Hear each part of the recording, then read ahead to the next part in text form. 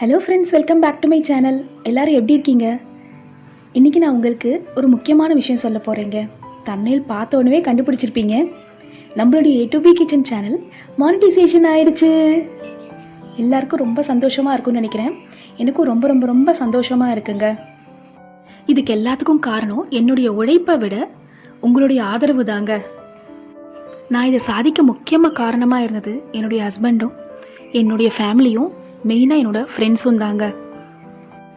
நான் இந்த நேரத்தில் எனக்கு சப்ஸ்கிரைப் பண்ண என்னுடைய எல்லா வைட்டி நண்பர்களுக்கும் ரொம்ப ரொம்ப நன்றி நான் தெரிவிச்சுக்கிறேங்க. என்னால் இந்த சேனல் செய்ய முடியுமா, யூடியூபே வேண்டாம் அப்படின்னு நான் ஒரு சில டைம் வெறுத்து போனது கூட உண்டு. அப்படி வெறுத்து போயிருந்தப்போ என் கூடவே இருந்து என்னை தட்டி கொடுத்து உன்னால் கண்டிப்பாக முடியும் அப்படின்னு சொல்லிட்டு என்னை இவ்வளோ தூரத்துக்கு வளர வச்சது என்னுடைய நண்பர்கள் தாங்க. அவங்களுக்கு நான் ரொம்ப ரொம்ப நன்றி சொல்லிக்கிறேங்க. இந்த டைமில் கண்டிப்பாக அவங்க இல்லை அப்படின்னா நான் இந்த அளவுக்கு நான் செஞ்சுருக்கவே முடியாது. இன்னும் நான் இந்த வைட்டி ஃபீல்டில் சாதிக்க வேண்டியது நிறைய இருக்குது. இப்போ நீங்கள் எனக்கு எப்படி ஆதரவு தந்துட்டு வரீங்களோ இதே மாதிரி ஆதரவு எப்பயுமே எனக்கு நீங்கள் தரணும்னு நான் கேட்டுக்கிறேங்க. இதுக்கு மேலே என்னோடய சேனலில் வர எல்லா ஆட்ஸையும் கொஞ்சம் ஸ்கிப் பண்ணாமல் பார்த்து கொடுங்க ஃப்ரெண்ட்ஸ். உங்களுடைய முழுமையான ஒத்துழைப்புனால மட்டும்தான் என்னால் இது சாதிக்க முடிஞ்சுது. என்னுடைய ஃப்ரெண்ட்ஸ்க்கெல்லாம் நன்றி சொல்கிற விதத்தில் நான் இன்றைக்கி ஒரு ஸ்வீட் ரெசிபி செஞ்சு காமிக்கிறேங்க. நம்ம என்ன ஸ்வீட் செய்ய போகிறோம்னா எல்லாருக்கும் ரொம்ப பிடிச்ச பாதுஷா தான். இப்போ வாங்க நம்ம ரெசிபிக்கு போகலாம். பாதுஷா செய்ய தேவையான பொருள் பார்த்தீங்கன்னா, 1 கப் அளவுக்கு மைதா எடுத்திருக்கேன். இதுக்கு 3/4 கப் அளவுக்கு சர்க்கரை, 1 பிஞ்ச் பேக்கிங் பவுடர், இது கூட ஒரு 1/4 கப் அளவுக்கு பால், 2 டேபிள் ஸ்பூன் அளவுக்கு தயிர், வெண்ணெய் 2லேருந்து 3 டேபிள் ஸ்பூன் எடுத்துக்கலாங்க. வெண்ணெய் வேண்டானா கொஞ்சம் எண்ணெயும் நீங்கள் சேர்த்துக்கலாம். இது கூட 1 டீஸ்பூன் லெமன் ஜூஸ் எடுத்திருக்கேன். இப்போ ஒரு பவுலில் 1 கப் அளவுக்கு மைதா மாவு சேர்த்துக்கலாம். 1 கப் மைதா மாவுக்கு 3/4 கப் சர்க்கரை கரெக்டாக இருக்குங்க. மைதா மாவு கூட 1 பிஞ்ச் பேக்கிங் பவுடர் சேர்த்துக்கலாம். இது கூட ஒரு 2 டேபிள் ஸ்பூன் தயிர் சேர்த்துக்கலாம். தயிர் ரொம்ப புளிக்கணும்னு அவசியம் இல்லைங்க. இதோட ஒரு 2 டேபிள் ஸ்பூன் நான் வெண்ணெய் சேர்த்துக்கிறேன். இதை நல்லா மிக்ஸ் பண்ணிக்கோங்க. நான் ஃபுல்லாக பட்டர் யூஸ் பண்ணியிருக்கேன். உங்களுக்கு பட்டர் வேண்டாம்னு நினச்சிங்கன்னா நெய் இல்லைனா எண்ணெய் கூட யூஸ் பண்ணிக்கலாம். அதே மாதிரி பேக்கிங் பவுடர் இல்லை அப்படின்னா பேக்கிங் சோடா யூஸ் பண்ணிக்கலாம். இப்போ இந்த மாதிரி நல்லா மிக்ஸ் பண்ணிக்கோங்க. முன்னாடிலாம் டால்டா இல்லைனா வனஸ்பதி யூஸ் பண்ணுவாங்க. பட் இப்போது அது ஹெல்த் கான்ஷியஸ்னால அது யாரும் யூஸ் பண்ணுறதில்ல. அதனால் வெண்ணெய் போடும்போது உங்களுக்கு அதே மாதிரி டேஸ்ட் கிடைக்கும். ரொம்ப சூப்பராக இருக்கும். பாருங்கள், இப்போ இந்த மாதிரி மிக்ஸ் பண்ணிவிட்டு இது கூட கொஞ்சம் பால் சேர்த்துட்டு நம்ம சப்பாத்தி மாவு பதத்துக்கு மிக்ஸ் பண்ணிக்கணும். சப்பாத்தி மாவுனா ரொம்ப சாஃப்டாக பிசைஞ்சிடக்கூடாது.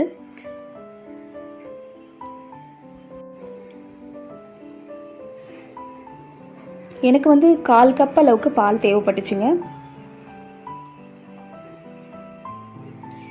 ஏன்னா நம்ம கொஞ்சம் வெண்ணெய் அதிகமாக ஆட் பண்ணதுனால அதுலேயும் கொஞ்சம் அந்த ஈரத்தன்மை இருக்கும் இல்லையா?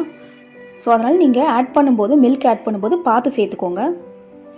நல்லா நீட் பண்ணி விடுங்க. நீட் பண்ணிவிட்டு மாவை இந்த மாதிரி நீங்கள் உருட்டி பார்த்தீங்கன்னா உங்களுக்கு இந்த மாதிரி லேயராக வரணும். உங்களுக்கு தெரியுதுங்களா? அந்த மாதிரி லேயராக வந்துச்சுன்னா இந்த மாவு பதம் கரெக்டாக இருக்குதுன்னு அர்த்தம். சாஃப்டாக பிசைஞ்சிடக்கூடாது. ரொம்ப இந்த மாதிரி வரணும். உங்களுக்கு லேயர்ஸ் தனித்தனி லேயராக தெரியணும். இப்போ இந்த மாதிரி வந்ததுக்கப்புறமா ஒரு 2லேருந்து 3 நிமிஷம் நல்லா பிசைஞ்சிட்டு ஒரு 1/4 மணி நேரத்துலேருந்து அரை மணி நேரம் ஊற விட்டுடுங்க. இப்போ இந்த மாவு ஊறுறதுக்குள்ளே நம்ம சர்க்கரை பாகு ரெடி பண்ணிடலாம். நான் 3/4 கப் அளவுக்கு சுகர் எடுத்திருக்கேன். 1 கப் மைதாக்கு 3/4 கப் சுகர் கரெக்டாக இருக்கும். ஒரு அடிகனமான பாத்திரத்தில் சர்க்கரைக்கு தேவையான அளவுக்கு தண்ணி அதோடு மிக்ஸ் பண்ணிவிட்டு நம்ம பாகு வச்சுக்கலாம். இதுக்கு நம்ம கம்பி பதம் அதெல்லாம் எதுவுமே தேவையில்லைங்க. சர்க்கரை முழுசாக கரைஞ்சிதுனா மட்டும் போதும். சர்க்கரை ஃபுல்லாக கரைஞ்சிட்டு கூட ஒரு 2லேருந்து 3 நிமிஷம் அது கொதிச்சுதுன்னா போதுங்க. பாகு எதுவுமே வரணும்னு அவசியம் இல்லை. பாகு வந்துடுச்சு அப்படின்னா அப்போ உங்களுக்கு என்ன ஆகிடும்னா அந்த பாதுஷா சரியாக ஊறாது.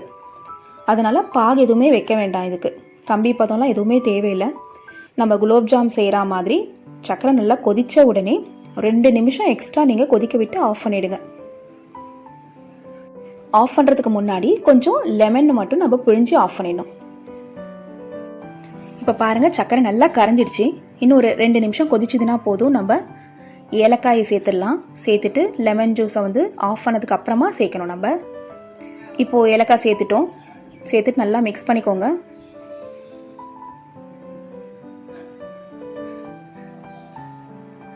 இப்போ ஸ்டவ் ஆஃப் பண்ணிடலாம். இப்போ ஸ்டவ் ஆஃப் பண்ணிவிட்டு ஒரு டீஸ்பூன் வந்து லெமன் ஜூஸை நம்ம சேர்த்துக்கலாம். லெமன் ஜூஸ் எதுக்கு நம்ம சேர்க்குறோன்னா, பாகு வந்து நீங்கள் கம்பி பதமே வைக்கலை அப்படின்னா கூட ஆஃப் பண்ணிட்டீங்கன்னா உங்களுக்கு கொஞ்சம் கெட்டியாகிடும் உங்களுக்கு. ஸோ நீங்கள் லெமன் ஜூஸ் சேர்க்கும்போது அந்த தண்ணியை வந்து சக்கரை தண்ணி அதே மாதிரி இருக்கும், உங்களுக்கு கெட்டியாகாமல் இருக்கும். அதுக்காக தான் நம்ம லெமன் ஜூஸை சேர்க்குறோம். இப்போ நல்லா மிக்ஸ் பண்ணிட்டீங்க இல்லையா?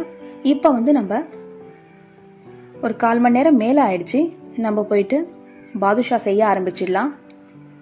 இப்போ பாருங்கள், மாவு நல்லா ஊறிடுச்சு. இப்போ அந்த மாவை சின்ன சின்ன உருண்டையாக நம்ம பிடிச்சி எடுத்துக்கலாம். இப்போ நான் வந்து குட்டி குட்டி பாதுஷா செஞ்சுருக்கேன். உங்களுக்கு எந்த சைஸில் வேணுமோ நீங்கள் அதுக்கு தகுந்த மாதிரி செஞ்சுக்கோங்க. நான் வந்து சின்ன சின்ன பாதுஷாவாக நான் செஞ்சுக்கிறேன். மினி பாதுஷான்னு சொல்கிறோம் இல்லையா, அந்த சைஸ் செஞ்சுக்கிறேன். இப்போ இதே மாதிரி எல்லாத்தையுமே நம்ம இந்த மாதிரி குட்டி குட்டி உருண்டையாக பிடிச்சிடலாம்.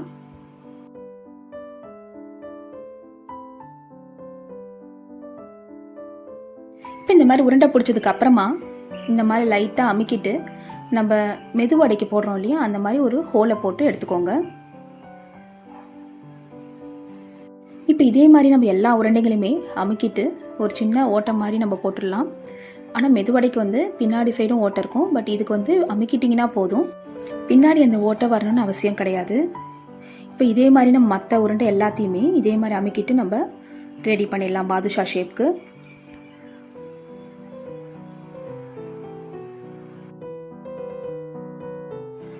இப்போ நம்ம எல்லா உருண்டைகளையுமே பாதுஷா ஷேப்க்கு நம்ம ரெடி பண்ணிட்டோம். இப்போ நம்ம வாணலியில் எண்ணெயை காய வச்சுக்கலாம்.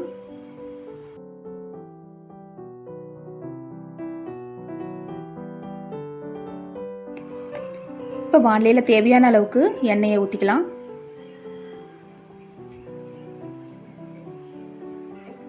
எண்ணெய் வந்து ரொம்ப சூடாகிடக்கூடாதுங்க. கொஞ்சம் மீடியம் ஃப்ளேமில் வச்சுக்கிட்டு ரொம்ப ஹீட் ஆகாமல் பார்த்துக்கோங்க. கொஞ்சம் ஹீட் ஆன உடனேவே அதை போட்டு நம்ம பொரிக்க ஆரம்பிச்சிடலாம், இல்லைனா வந்து அது கருகிடும். இப்போ எண்ணெய் வந்து லைட்டாக சூடாக ஆரம்பிச்சிருச்சு. இப்போ நம்ம எல்லாத்தையுமே போட்டு நம்ம பொரிச்சு எடுத்துக்கலாம். 2 சைடும் நல்லா சிகப்பார அளவுக்கு நம்ம குலோப்ஜாம் பொரிக்கிற மாதிரி பொரிச்சு எடுத்துக்கலாம்.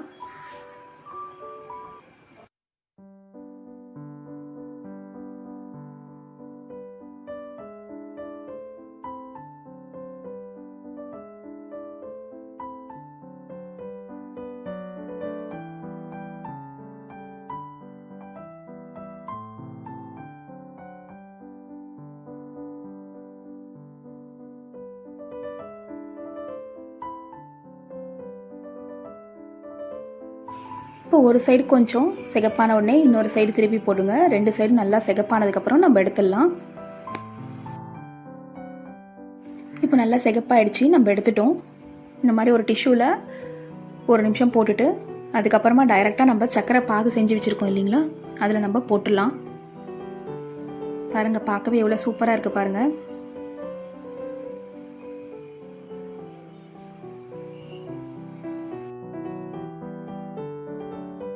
இப்போ இந்த பாகில் நம்ம செஞ்ச பாதுஷா வந்து நம்ம போட்டுடலாம்.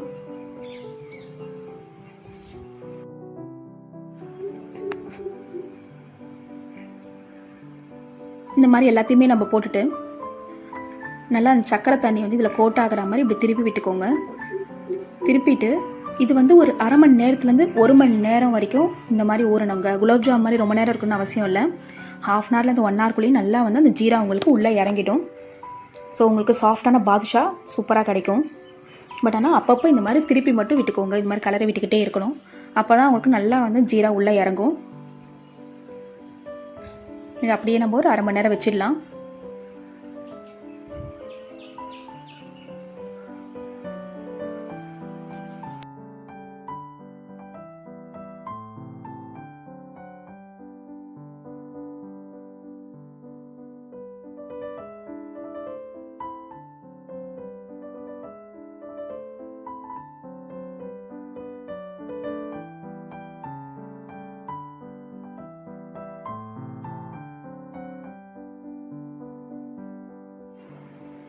இந்த மாதிரி அப்பப்போ மட்டும் மிக்ஸ் பண்ணி விடுங்க.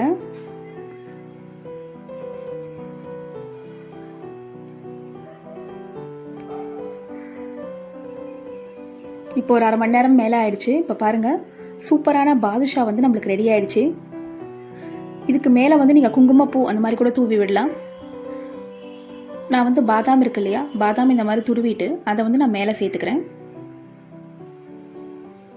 ஸோ இன்னும் உங்களுக்கு நல்ல ரிச் லுக் கொடுக்கும். உங்களுக்கு வேணும்னா நீங்கள் என்ன நட்ஸ் வேணுமோ அதை கூட நீங்கள் தூவிக்கலாம். இப்போ நல்லா பாதுஷா ஊறிடுச்சு. இப்போ நம்ம இதை சர்வ் பண்ணிக்கலாம்.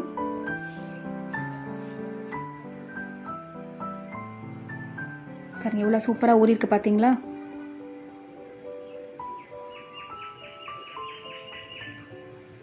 பார்க்கவே சாப்பிட்ணுன்னு இருக்குல்ல. இப்போது இதுக்கு மேலே கார்னிஷிங்க்கு நம்ம இந்த பாதாம் துருவிய பாதாம் இருக்கு இல்லையா, அதை வந்து நம்ம சேர்த்துக்கலாம். இன்னும் பிஸ்தா நீங்கள் இருந்ததுன்னு சொன்னால் நீங்கள் அதை சேர்த்துக்கிட்டிங்கன்னா கலர்ஃபுல்லாக இருக்கும். இப்போ சூப்பரான பாதுஷா ரெடி ஆயிடுச்சு. நீங்களும் உங்கள் வீட்டில் இந்த ரெசிபியை ட்ரை பண்ணி பார்த்துட்டு எப்படி இருந்ததுன்னு கமெண்ட்ஸில் சொல்லுங்கள். இந்த வீடியோ உங்களுக்கு பிடிச்சிருந்தா ப்ளீஸ் லைக் பண்ணுங்கள், சப்ஸ்கிரைப் பண்ணுங்கள், ஷேர் பண்ணுங்கள். ஹெல்த்தியாக சாப்பிடுங்க, ஆரோக்கியமாக இருங்க. நான் மறுபடியும் எனக்கு ரொம்ப சப்போர்ட்டிவாக இருந்த என் நண்பர்கள், உறவினர்கள் எல்லாருக்குமே என் மனமார்ந்த நன்றி நான் தெரிவிச்சுக்கிறேங்க. இதே மாதிரி உங்களுடைய சப்போர்ட் எனக்கு எப்பயுமே வேணுங்க. Thank you so much.